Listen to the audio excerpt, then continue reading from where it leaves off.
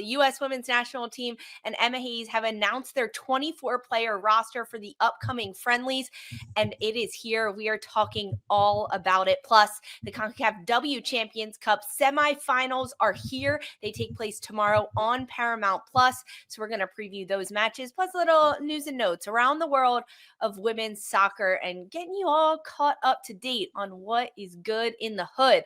Alongside former U.S. Women's National Team midfielder McCall Zerboni, senior CBS Sports soccer writer Sandra Herrera. I'm Lisa Carlin. I decided to give you guys a little extra love today on the intros. McCall, how's it hanging? I love that. I'm having a great day. This is so exciting because the buzz that happens when the roster drops, because it shows, who's been performing at the NWSL. You get to see your people escalated to the next level. Let's talk about it. I'm so excited. Sandra, good morning. It's been busy for you, but you're here with us. How's it hanging? I love roster day. Roster day drops are like my favorite time of the year. We get them every 6 weeks or so, depending on the international window calendar, and this time's no different. And I am so amped for this roster because when I saw it drop, Lise, I said this is a vibe shift type of roster.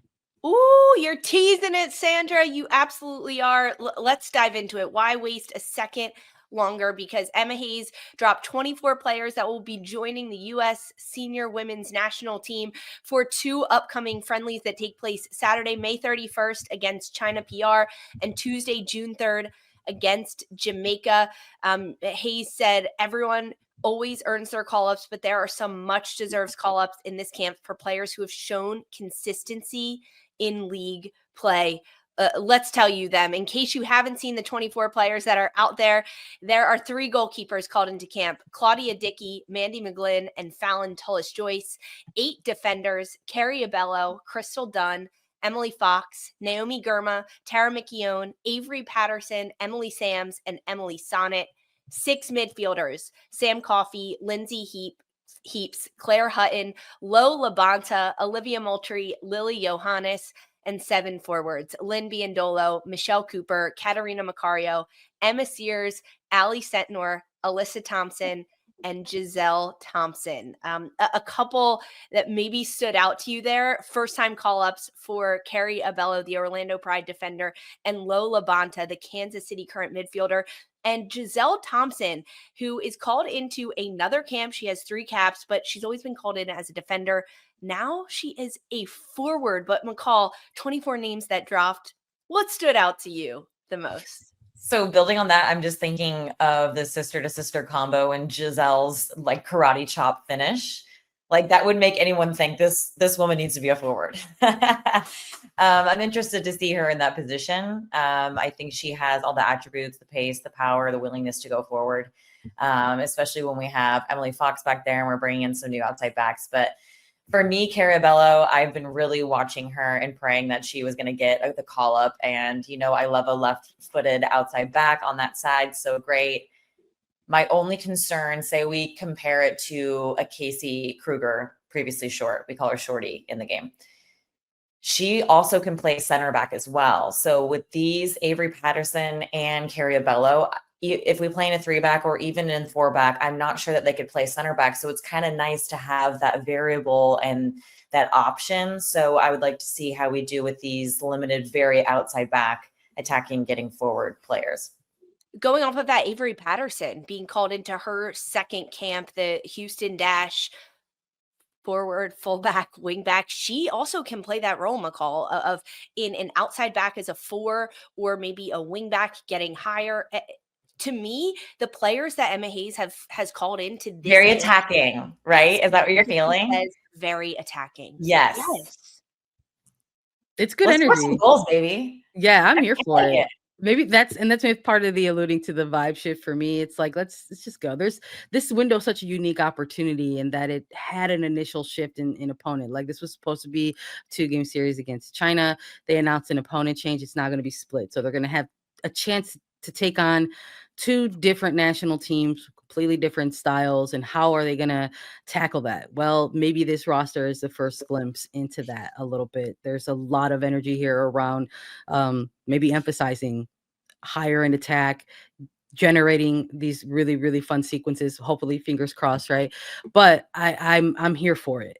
This is still that window of time that this coaching staff is going to utilize in that buildup to the World Cup. I'm not too shocked to see some new faces in this one, or maybe even some shifts positionally across this roster. We've seen the Thompson sisters doing what they're doing this year. Why not take a look at Gisele Thompson in a winger specific type of role? This is what it's for. And it's already maybe alluding to the fact that where that coaching staff is seeing specific players, it's already pretty evident that they had called Gisele Thompson into these prior camps, utilized her specifically as that fullback option. But on a future major high stakes roster, is she that player that is going to be that versatile player? Like, is this the direction in which this coaching staff is already going? Are they also trying to take a look at those players who they think can play across lines? And to your point, McCall, Casey Kruger is one of those players and not on this roster. She could play outside back. She could play center back. Are they rating Gisele Thompson header goals? He could score a banger header goal. Are they rating Gisele Thompson this high this quickly? So I don't know. We'll see how much time she Thompson gets. makes me nervous in the back. I don't think she's ready to be an outside back on the world stage. So I understand why they're moving her forward, and I understand that she has variables to her game, but outside back, it's not there yet. I agree. As an outside back, Gisele Thompson is not senior U.S. women's national team level. But to call her in as a forward is very shocking to me, because can she do with the ball at her feet as a forward internationally what someone that is a forward by trade can do? I'm looking at Yasmin Ryan, who's not called into this roster. I would take Ryan over Gisele Thompson in the front line. So I'm very curious to see how Emma Hayes is going to utilize Gisele Thompson listed as a forward, because it better be very specific, right? There, I imagine that there's a role in mind for Gisele Thompson that a traditional forward can't fill. Midge Purse, Yasmin Ryan, right? Like, these are players that play on the wing, that get end line, that cut it back, that want to go 1v1, that want the ball at their feet. Why Gisele Thompson? What's her special sauce? I haven't seen it yet, especially. But that's interesting though, because Yaz is not in form at all. And this is what I love about Emma. You're in form and creating heat, she'll bring you in. She won't rely on your name or your past performances. If you're getting it done for club and country, she'll reward you and bring it in. And let's be honest, Yasmin Ryan has not been doing it for Houston. And Gisele's been showing her attacking ability. I just want to see her in 1v1 positions where she really has to get creative and break lines out there on the wing in a higher position. You know who has been showing it for club and absolutely deserves this call up is friend of the show, Kansas City midfielder LaBonta. Her first call up to the senior women's national team ever for her at 32 years old. She's a captain of Kansas City. She's an 11-year NWSL veteran. She's played with a handful of different clubs, but mostly in Kansas City is where she's made her name. And now she gets this call up and a chance to debut as a senior national team, which there have been conversations about age with Casey Kruger not being called in anymore. But now LaBonta got this call up. She deserves it. The people in the chat are going crazy for Lo. McCall, why does LaBonta deserve to be on this roster? And also super fun for her because the Kansas City fans, it's not too far away. They can make it to St. Louis and go watch her in person, which is just super rad. See an international Lo Selly? Let's go. Who knows what she's creating that locker room right now with the new crew. She's, rowing that boat and stuff. But, for her, she's been so consistently good for so long. And, I think a lot of us were puzzled, like, when is she ever going to get a look? Even the Futures Camp.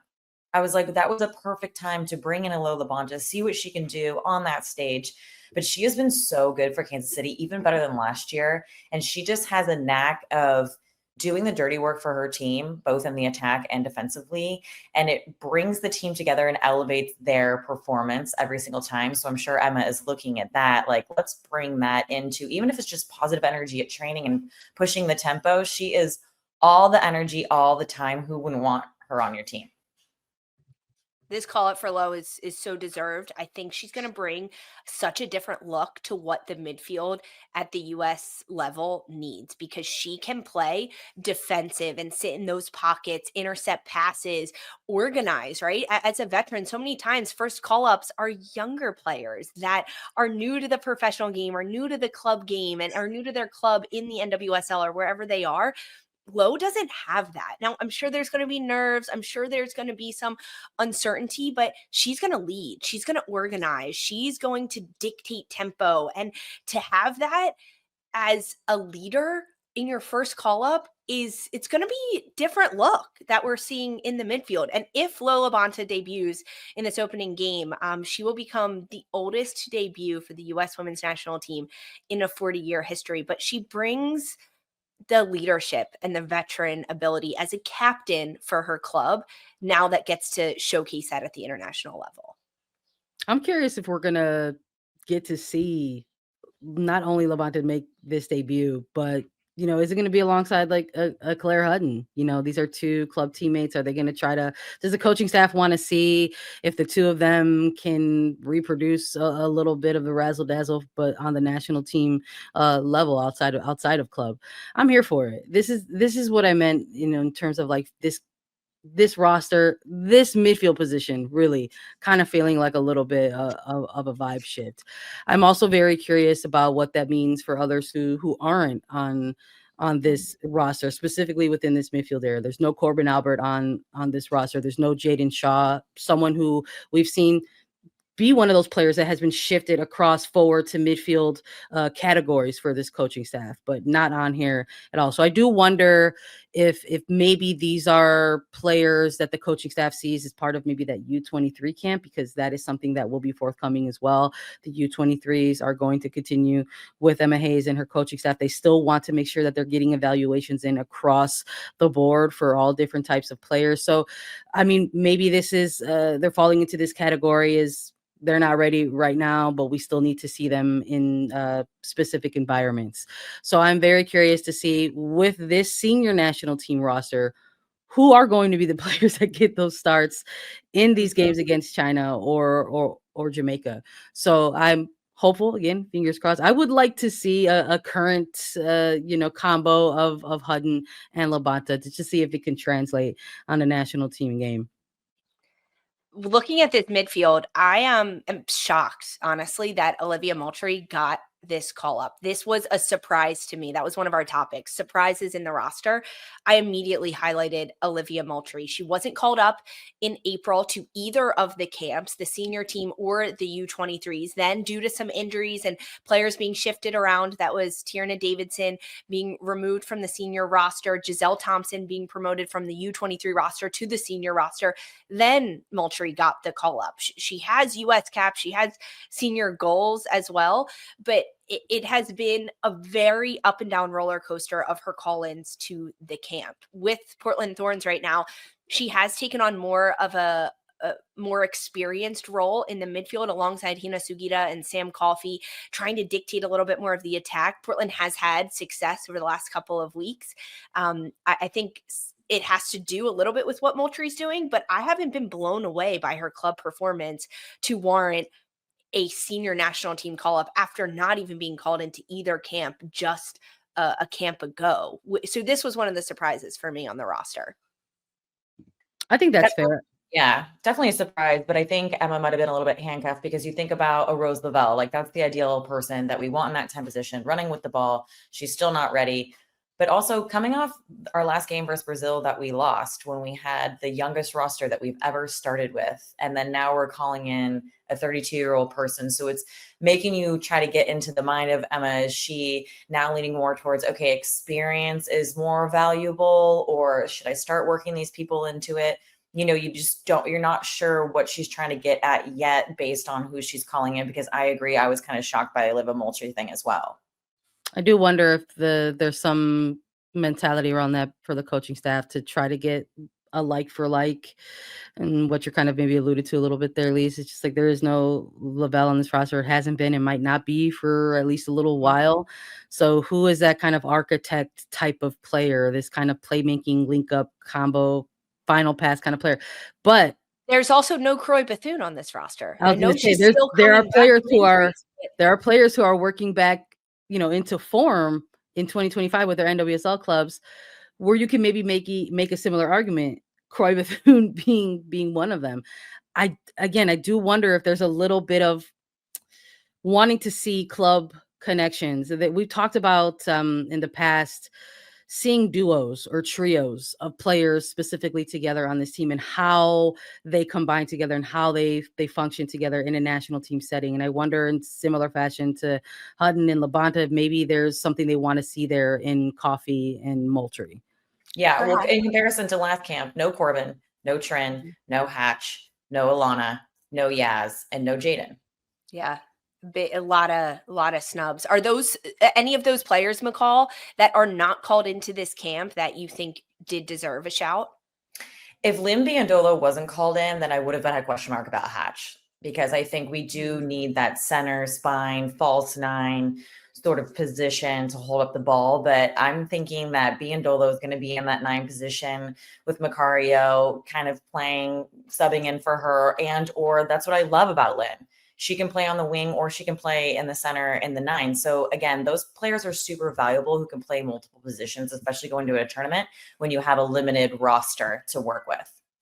Another just note for everyone, I'm seeing some comments in the chat. There is no triple espresso on this roster. Mallory Swanson and Sophia Wilson are both pregnant, expecting their first children or the first child each. Grammar. And Trinity Rodman is also unavailable right now. She is receiving some medical treatment for a back injury that occurred prior to the Olympics and has been nagging. So she is removed and unavailable for Washington Spirit club play, as for the U.S. women's national team. So the front line for Emma Hayes, which has been circled for some time now, continues to be circled with some of these players that she has called in, with Biondolo, Macario, Cooper, Sears, Sentnor, Thompson, Alyssa, and Gisele.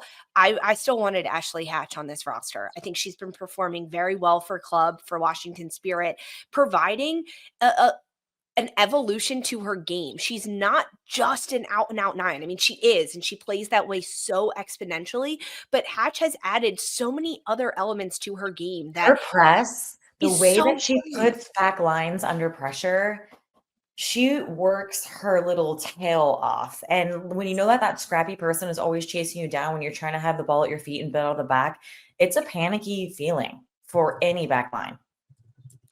Meanwhile, Naomi Girma returns to this roster. It is such a pleasant surprise to see her for the first time in 2025 be called up to the camp. She's been out due to injuries, but she's coming off a WSL win with Chelsea, an FA Cup win, Sandra. She's going to add so much to this back line for the U.S. now to have Girma back in camp.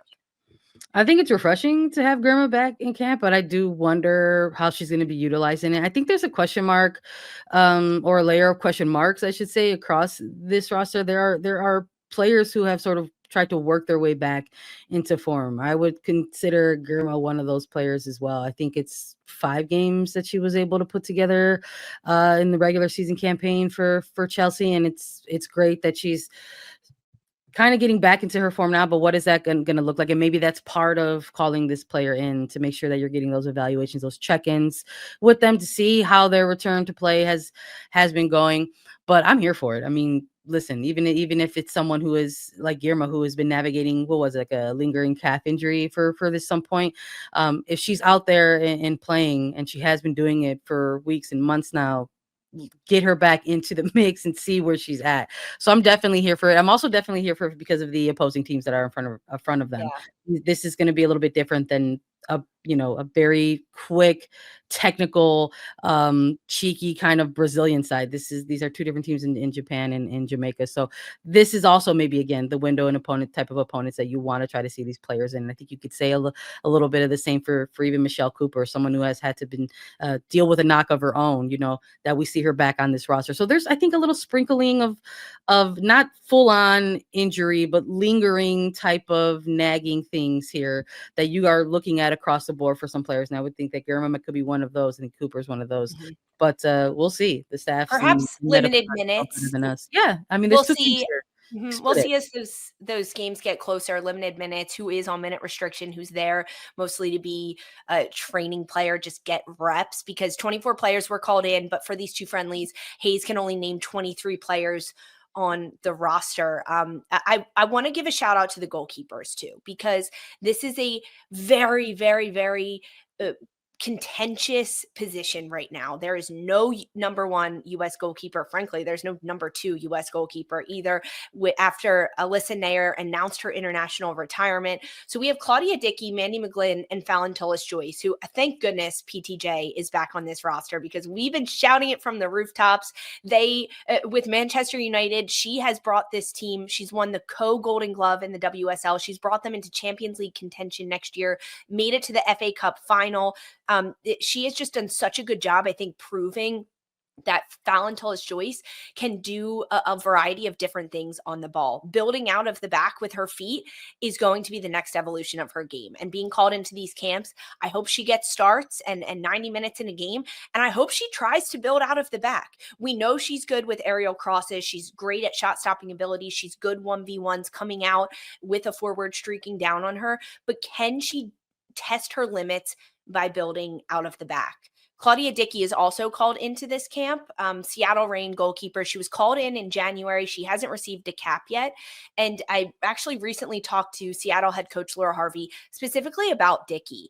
And Harvey said that she is one of the most athletic players ever. And when you watch her in the box, her goalkeeping, she just looks so natural and comfortable, and she makes every save look really, really easy. Guys, she was a dual athlete in college at UNC. She played basketball and soccer. I mean, if that doesn't scream It shows. athleticism, I don't know what does. It shows. She's out there. She's out there really- swatting them away.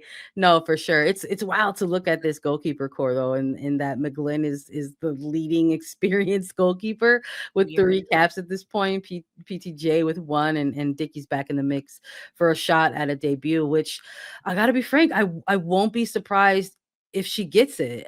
Look, Emma Hayes has been, if nothing else, but pretty transparent about this current process in the build up to the World Cup.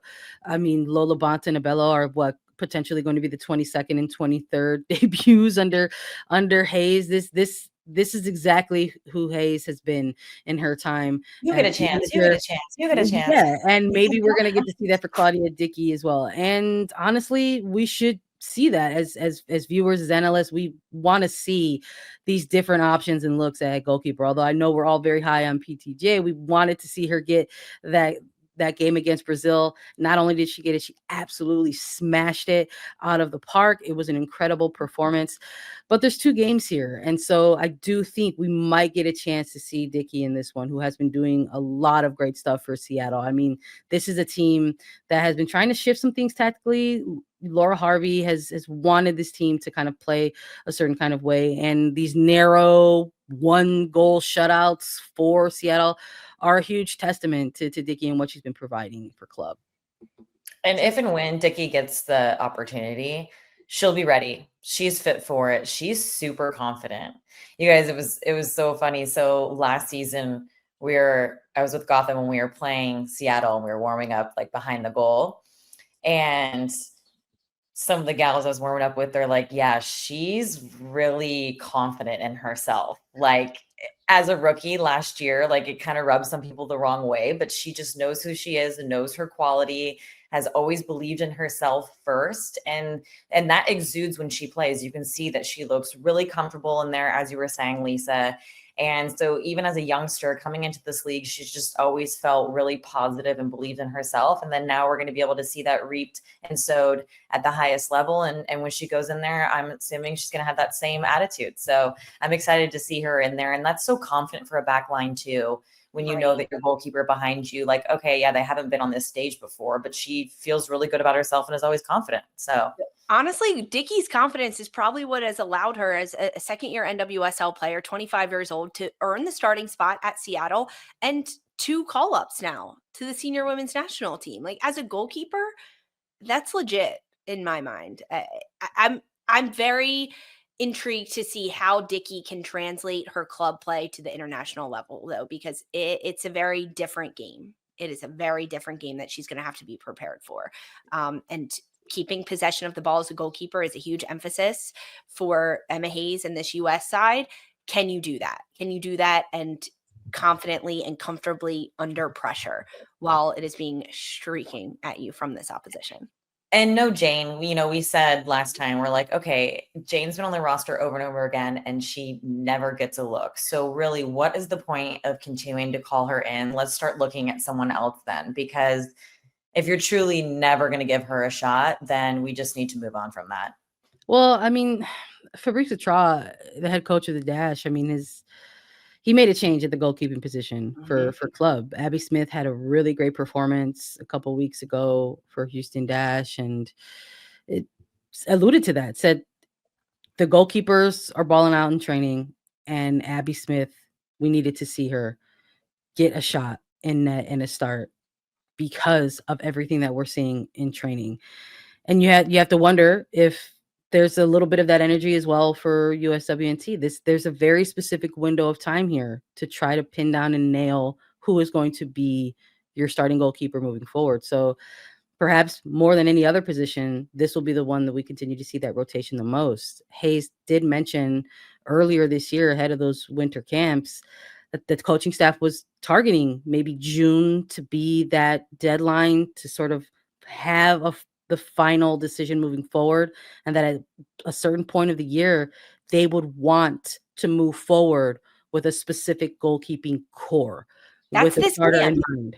June is now. I mean, there's another June window, so there's 2 more friendlies at the end of June. June is now, It could but be the we're also ones. It could be the ones. The deadline could be the ones after those Ireland games at the end of June. Yeah, but I mean, how many shots are China and Jamaica really going to get on our goalkeeper? And even Ireland as well and ahead. So it's like they have to make these decisions with the opponents that they have in front of them, and we'll see what the coaching staff feels like. 24 players that will be in action Saturday, May 31st, as the U.S. takes on China PR, and then Tuesday, June 3rd, as the U.S. takes on Jamaica. Following those matches, you're going to get a recap right here on A3. So subscribe, follow, download, because you'll get alerts when we're talking about it and everything that's happening.